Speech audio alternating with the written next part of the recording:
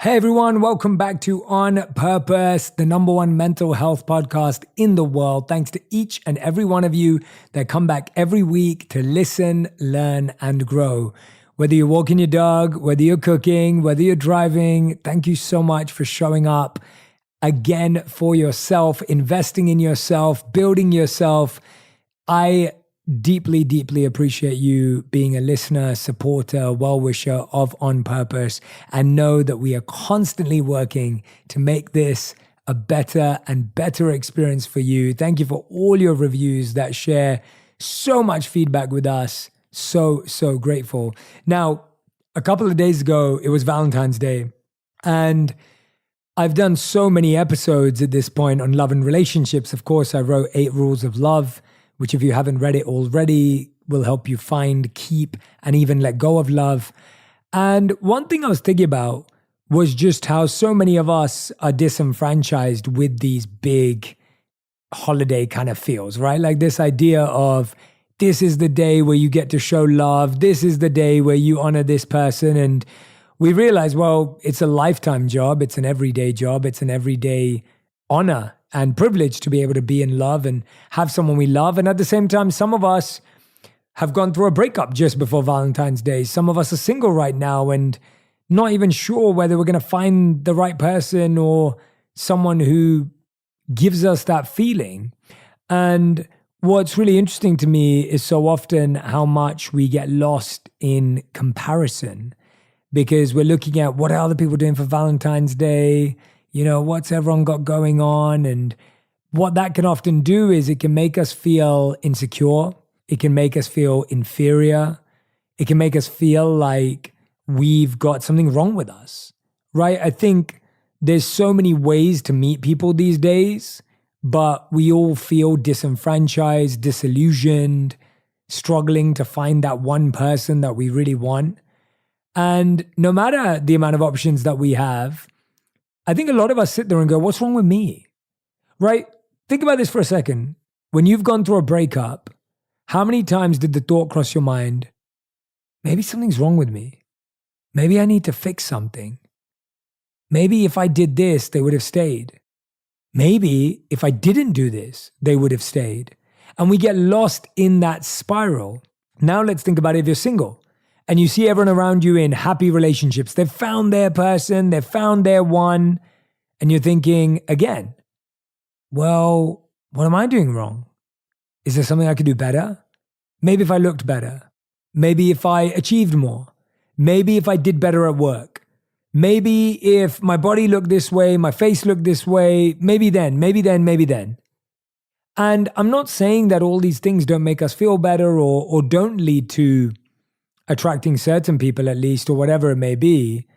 We recognize that even when people end up in relationships, sometimes we sabotage a great relationship because we're thinking, I don't deserve this person, right? You get someone who quote unquote is out of your league. What does that even mean, right? All of these terms that have been built around comparing the way people look, how much money people make. And so even people in relationships can often end up feeling like they don't deserve that person, that they're out the person's league, that the person's out of their league, that the person's not doing well enough career-wise, that they're not doing well enough career-wise. And what I've realized from all of this pressure, all of this conversation that goes on inside our mind, is that we haven't learned how to build inner confidence. We focus so much on external and outer confidence that we don't really know the pathway to inner confidence. And I think when we think about the word confidence, we think about people with swag, people who walk into a room and they have that energy, people who walk into that room and they own the space, people who walk into a room and they're able to command the space, command their words. And I want to share with you probably one of my favorite definitions in the dictionary, and it's of confidence. One of the definitions of confidence is a feeling of self-assurance arising from one's appreciation of one's own abilities or qualities. Let me say that again. Confidence is a feeling of self-assurance arising from one's appreciation of one's own abilities or qualities. Confidence is a feeling of self-assurance. It's something you give yourself by appreciating your own abilities and qualities. I want you to make a list right now, as awkward as it is. Get a pen and paper out, open up your notes app, and genuinely make a list of, in one list, your abilities, and in one list, your qualities. Your ability could be something like, I'm really great at cooking. I'm really great at math. I'm really great at solving problems. I'm really great at analytics, at data, at presentations, at social media, at podcasting, whatever it may be. And then make a list of your qualities: kindness, compassionate, loving, hardworking, ethical, authentic. Make a list. Make a list, as awkward as it is. And this is the challenge, right? We find it awkward, not only, let alone to appreciate our abilities, we find it awkward just to lay them out, just to be honest about them, just to be conscious about them. And so first, I want you to write a list of your abilities, write a list of your qualities. And then I want you to practice some self-appreciation. I want you to say, I appreciate that I have X ability. I appreciate my ability to X. I appreciate that I am X. Right? What is it? I want you to practice that for each line. I appreciate that I'm kind. I appreciate that I'm compassionate. I appreciate. Because what's really interesting is what we appreciate appreciates. Right? What we appreciate in our life will elevate our life, will continue to grow in our life. Yet what we don't recognize will start to wither, will start to wash away, will start to become less and less and less. Right? If you notice there's something in your life, it grows. If you don't notice something in your life, it dies. And I want us to focus on what we want to grow in our lives. Confidence is the belief that I matter, my work matters, and my relationships matter. What's really interesting is that we don't recognize that we matter inherently. The Vedas talk about how there's 8,400,000 species of life. We're rare. The human form of life is rare. It's unique. It's powerful. You matter from the moment you're conceived. You matter from before the moment you're born. But it's so interesting how society has made us believe that we don't matter. And we lose the understanding that we have the ability to influence and impact our own life. I'm not saying circumstances don't matter. I'm not saying environment doesn't matter. Of course it does. But at the same time, choice matters. The same times decisions matter. The same times pivots matter. The same time making shifts matter. And I think the way we get lost in this world of developing confidence is we forget that confidence is about how you feel about yourself. Outer confidence is how you appear to the world. And inner confidence is what you go to sleep with and wake up with. What is that thought that you go to sleep with about yourself? What is that thought you wake up with about yourself? That is what inner confidence is. And we all know that that's the most intimate, most personal experience of a thought that we have. And it doesn't matter how many people told you looked amazing, that you did amazing. We all know at whatever level that is, it doesn't fill our cup. It makes us feel great, don't get me wrong. I love it when someone compliments an outfit. I love it when someone says to me that they appreciated something in my external confidence, in my outer confidence. But I know that it means so much more when they notice my inner confidence and when I notice my inner confidence. I was talking to a friend about this recently. I was saying just how important it is for me to value myself. And I'll explain what I mean by this. The truth is that you have done hard things. You, right now, you who's listening, have done uncomfortable, difficult things. And no matter how much you tell your friends, no matter how much you tell your family, no matter how much you tell anyone, and you should tell them, the only person who can really understand what you've been through is you. You are the only person who can truly comprehend, and the source, you and the source, the divine, the universe, those are the only aspects of you that can truly comprehend and understand what you've been through, to empathize, to be compassionate towards. So when we even want it for someone else, it will actually always be incomplete. It will always be limited. It will always be imperfect. And today, so much of our confidence is based on what others see as important. And so you could have done the most difficult thing, but because other people don't see it as important or difficult, you lose value for it. We lose value for things people don't value. But that might be the most valuable part of us, right? We lose value for things people don't value, not realizing that could be the most valuable part of us. Like, I'll give you an example. You may value honesty, but if someone doesn't value honesty, we start to disconnect with our own values. When we were at school, it was the shoes the cool kids wore, the new lunchbox. Today, it's social media. So I want to share with you some mindsets of someone who's focused on inner confidence versus outer confidence to help give you a checklist of how to make that switch. So whenever you're experiencing the external outer confidence mindset, I want you to bring it back to inner confidence. So listen to this. This is the first one. Inner confidence means being okay with liking things that others don't.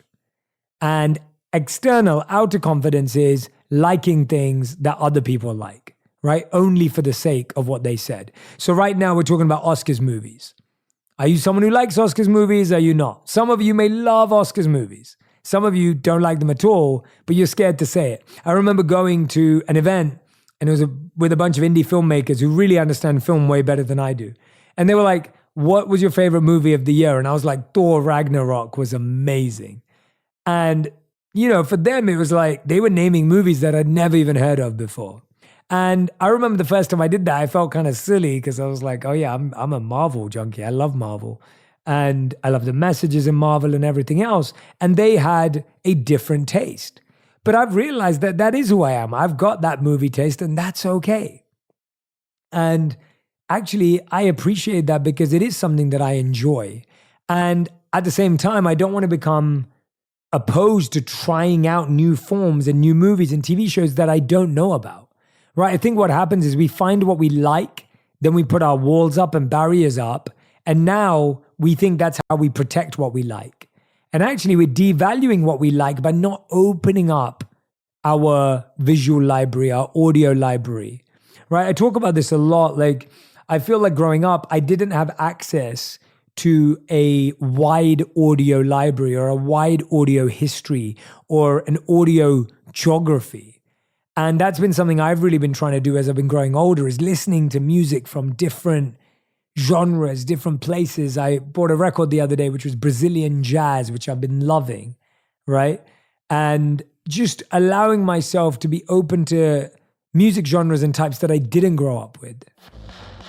I couldn't be more excited to share something truly special with all you tea lovers out there. And even if you don't love tea, if you love refreshing, rejuvenating, refueling sodas that are good for you, listen to this. Radhi and I poured our hearts into creating Junie sparkling tea with adaptogens for you because we believe in nurturing your body, and with every sip, you'll experience calmness of mind, a refreshing vitality, and a burst of brightness to your day. Junie is infused with adaptogens that are amazing natural substances that act like superheroes for your body to help you adapt to stress and find balance in your busy life. Our Super 5 blend of these powerful ingredients include green tea, ashwagandha, acerola cherry, and lion's mane mushroom, and these may help boost your metabolism, give you a natural kick of caffeine, combat stress, pack your body with antioxidants, and stimulate brain function. Even better, Junie has 0 sugar and only 5 calories per can. We believe in nurturing and energizing your body while enjoying a truly delicious and refreshing drink. So visit drinkjunie.com today to elevate your wellness journey and use code ONPURPOSE to receive 15% off your first order. That's drinkjuni.com, and make sure you use the code ONPURPOSE. I'll be honest, managing money has always been something I've had to stay mindful about. It feels like everywhere you turn, someone's trying to make you spend. That's where Acorns comes in. Acorns is a financial wellness app that makes it easy to start saving and investing for your future. You don't need to be an expert. Acorns will recommend a diversified portfolio that matches you and your money goals. You don't need to be rich. Acorns lets you get started with the spare money you've got right now, even if all you've got is spare change. Sign up now and join the over 13 million all-time customers who have already saved and invested over $22 billion with Acorns. Plus, Acorns will boost your new account with a $20 bonus investment. Offer available at acorns.com/purpose. That's acorns.com/PURPOSE to get your $20 bonus investment today. Paid non-client endorsement. Compensation provides incentive to positively promote Acorns. Tier 6 compensation provided. Investment involves risk. Acorns Advisors LLC, an SEC registered investment advisor. View important disclosures at acorns.com/purpose. I'm Cheryl Swoops, WNBA champ, 3-time Olympian, and Basketball Hall of Famer. I'm a mom and I'm a woman. I'm Tarika Foster Brasby, journalist, sports reporter, basketball analyst, a wife, and I'm also a woman. And on our new podcast, we're talking about the real obstacles women face day to day. See, athlete or not, we all know it takes a lot as women to be at the top of our game. We want to share those stories about balancing work and relationships, motherhood, career shifts. You know, just all the shit we go through. Because no matter who you are, there are levels to what we experience as women. And T and I, well, we have no problem going there. Listen to Levels to This with Cheryl Swoops and Tarika Foster Brasby, an iHeart Women's Sports production in partnership with Deep Blue Sports and Entertainment. You can find us on the iHeartRadio app, Apple Podcasts, or wherever you get your podcasts. Hey y'all, Nimini here. I'm the host of a brand new history podcast for kids and families called Historical Records. Executive produced by Questlove, The Story Pirates, and John Glickman, Historical Records brings history to life through hip-hop. Smash, slam, another one gone. Bash, bam, another one gone. The crack of the bat and another one gone. The tip of the cap, there's another one gone. Each episode is about a different inspiring figure from history, like this one about Claudette Colvin, a 15-year-old girl in Alabama who refused to give up her seat on the city bus 9 whole months before Rosa Parks did the same thing. Check it. And if you get with me, did you know, I wouldn't give up my seat. 9 months before Rosa, it was Claudette Colvin. Get the kids in your life excited about history by tuning in to Historical Records. Because in order to make history, you have to make some noise. Listen to Historical Records on the iHeartRadio app, Apple Podcasts, or wherever you get your podcasts. So we've got to be okay with liking things that others don't, as opposed to trying to like things that they do. One of the biggest ones for most guys, and I'll call this out, is the amount of people that agree to be in love with The Godfather. I'm going to put it out there right now. I don't think I've ever watched any of them in full. And I know there's going to be a lot of hate and people are going to be like, Jay, how have you not watched it? But I know a lot of people who just say they've watched it in order to fit in, right? We say so many things to fit in. And it's weird because we're trying to stand out in our careers. We're trying to stand out in our world. And the people who built things that we love, they built them because they lived authentically to themselves. Now, what's really going on? The reason why we want to fit in is not abnormal. It's because it gives us a sense of belonging. It gives us a sense of community. But when we try and find belonging on such superficial levels, it actually doesn't give us a strong sense of belonging. Belonging is on a value level, on a deep level, not on a likes and personality level. Now, the second part of building inner confidence is noticing your own strengths versus outer confidence, which is waiting for others to notice your strengths. We started with this. I want you to start noticing your own strengths and demonstrating them. I remember when I came back from the monastery, I was rejected by 40 companies and before an interview. And that was hard on my ego because I was a straight A student. I got a first class honors degree and it just wasn't working out. And I remember at that time, I was just like, why can't someone see that I can do this? And I realized instead of trying to get people to see my talent, I had to find ways to show my talent. I had to find ways to demonstrate my talent. I had to find ways of expressing who I was creatively without expecting someone to see it first. And I think a lot of us can wish and wait and hope for someone to notice us, but we have to notice our strengths first and showcase them. The third step, this is probably the biggest one because it's the hardest one, is giving self-validation versus needing external validation. How many of us do things because we want someone else to say something to us? And how many of us do things because we're trying to say something to ourselves? Self-validation has been one of the greatest skills and mindsets that I've built up. It is a muscle that you can build. And the reason why it's so hard is because we're so wired to think. A lot of it comes from parenting. We did something good and our parents said, that was great, well done. And we're like trying to chase that. Or we did something good and our parents didn't notice it. And now we want someone to notice it. So there's that need for external validation. We've been taught to believe that if someone says something good about us, then that almost makes us more valuable because we've seen that be rewarded in society. If more people notice you're great, then you generally do better. But what I've realized is that the people who follow that path, it doesn't lead to satisfaction because when you're looking in that way, often people will never do that. It doesn't come back that way. And then you feel discouraged from actually doing the act in the process. Or you do it, you get the praise. And then after that, you're chasing the praise rather than chasing the creativity or the progress. I remember a long time ago when a group of people who ridiculed me were then celebrating me. And in that moment, I was around 20 when it happened, and I realized how fickle it was, how quick someone who could criticize me could celebrate me. And I said to myself, I don't want to do this to be celebrated or be hurt by the criticism, right? I don't want to do this so that I can experience the celebration. I want to do this because I experience and love the process.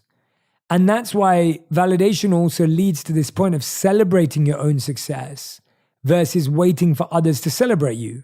We may want our partners to throw us a party. We may be sad that our work colleagues didn't throw us one. But are we celebrating ourselves in the way that we value? Are we throwing the party of our dreams? Because we are the only ones who know how to do that.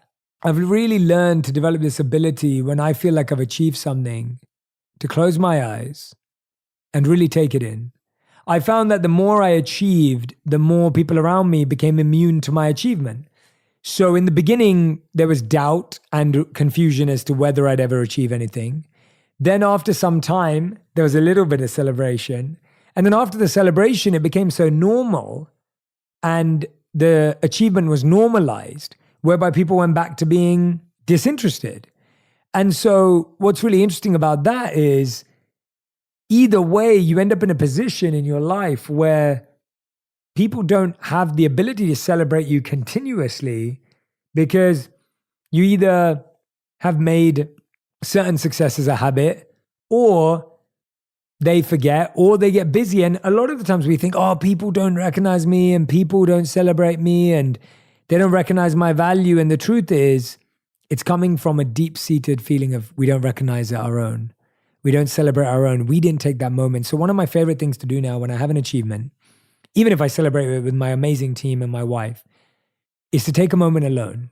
I'll sit alone in stillness and silence. I'll close my eyes and I'll just take a moment to honor myself for the challenges that I broke through, to honor myself for the skills that I developed, to honor myself for the risks that I took. Just taking a moment to truly honor yourself.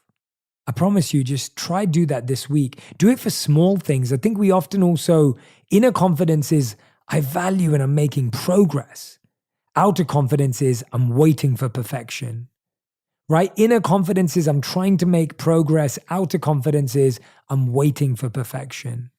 Inner confidence is choose your thoughts wisely, whereas outer confidence is listen to everyone else. I was talking to a friend who felt the pressure to change his career because he told his friends he was about to change it.